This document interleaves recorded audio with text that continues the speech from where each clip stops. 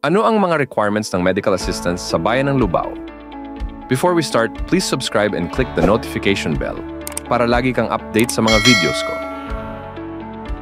Magandang araw.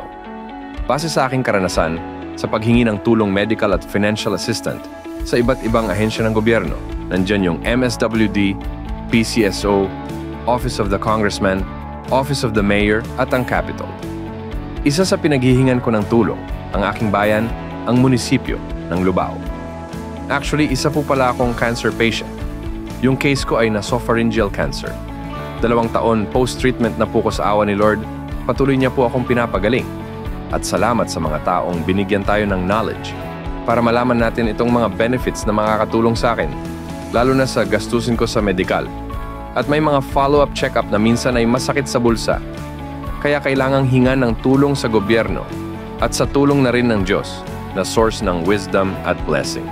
Buri ko mga balo daring viewers tamo at kalapit tamong bayan na ing bayan naning Lubao. Generous siya. Kung tatagalugin ko po ay nais kong malaman ng mga viewers natin ang ating bayan, ang ating munisipyo, ang Lubao kung gaano ka-generous sa atin. May iba't ibang klase ang hinihingan natin ng tulong depende sa pagpapagawa ng ating mga doktor. Sa case ko, for example po, post-treatment ako at every 3 months, follow-up check ko. At yung pinakamahal na pinapagawa ko, ang hinihingan ko ng tulong. Example, MRI at CT scan. Yung iba po ay, kung kaya naman ng budget, pinapagawa ko sa public hospital, like laboratory tests and x-ray. Next month, ang kailangan kong ipagawa ay nasopharynx CT scan. At ito ang mga requirements. Ng MHO ng Lubao, actually nakakuha ko na po ito at nais kong i-share sa inyo. Number 1 ay prescription ng doktor. Dito po susulat ng doktor kung anong ipapagawa ninyo. At para sa next check-up ko ay makita kong clear ako at wala nang bumalik pa na cancer sa nasopharynx ko. Number 2 po ay costing. Kailangan nating pumunta sa isang hospital kung saan nating ipapagawa ang nasopharynx-colored CT scan at ipapagawa ko ito sa PMS Hospital. Doon ko po ipapa-costing. Malalaman natin ito kung magkano. Well, ang price niya sa PMS Hospital ay 11,857. Number 3, barangay indigency. Kung saan po tayo i-barangay, ay doon tayo kukuha nito. Kailangan po ay may seal ang papel at pirma ng kapitan. 4, sedula. Makukuha natin ito sa barangay o kung wala po sila ay sa ating mga munisipyo. Maghanda po tayo ng 15 piso sa pagbayad. Number 5, maghanda tayo ng 2 IDs kung sakali manghingan tayo. And Xerox po natin yung ating mga documents pag nakakomplete natin. Number 6 at last po ay ang intake sheet. So after na makomplete po natin itong mga requirements, ay pupunta po tayo sa MSWD para sa ating intake sheet. Pag nasa munisipyo na po tayo ng Lubao, ay kuha muna po tayo ng number sa information and then, after na makaupo na tayo, ay hintayin po natin yung ating number na matawag. After po nating matawag, ay may konting interview ang MSWD para i-assess tayo at tatanungin tayo kung saan tayo hihingi ng tulong. Siyempre, sasabihin ko po ay sa MHO ng Lubao.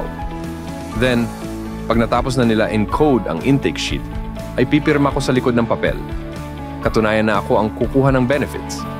Paalala lang po na kailangan nating i-Xerox ang mga original na documents natin para may kopya ang MSWD. Ano po ba ang intake sheet? So, sa pag-research ko sa Google, ang meaning nito ay, it's a form used by the Department of Social Welfare and Development to gather information from people seeking assistance. So, this sheet is identifying information about the client and their representative. It also documents the social worker's assessment and recommendation for assistance. So, ang ibig sabihin po ay, ito ay pag-gather ng information kung ano yung ating pinapagawa at malaman nila kung ano yung ating mga sakit. Kung wala talaga tayong kakayahan o wala talaga tayong pera. Ganito po pala yung itsura ng intake sheet na ibibigay sa atin. After na matapos na ako sa MSWD, binigay na yung aking intake sheet. Then, pupunta na po ko doon sa likod ng munisipyo at ipapasa ko na ito sa MHO. At kung may budget sila, ang sabi nila ay 2 to 3 weeks. At sasabihin naman nila kung magte-text sila or magtatawag sila. At ang matatanggap po natin ay cheque. Tama po, cheque ang matatanggap po natin. Sa experience ko kasi, nung nakuha po ako sa munisipyo ng Lubao, ay cheque yung binigay po sa ikin. Reminders lang po na bago tayo pumunta sa munisipyo ng Lubao, ay tanungin muna po natin ang ating munisipyo at bago tayo mag-lock up ng mga requirements. Kasi para hindi masayang ang oras at hindi ma-expire ang documents, yun lamang po ang kukunin nating requirements. Nawa dalangin ko gumaling po tayong lahat. Salamat po. God bless sa ating lahat. Please like, comment, share, and subscribe.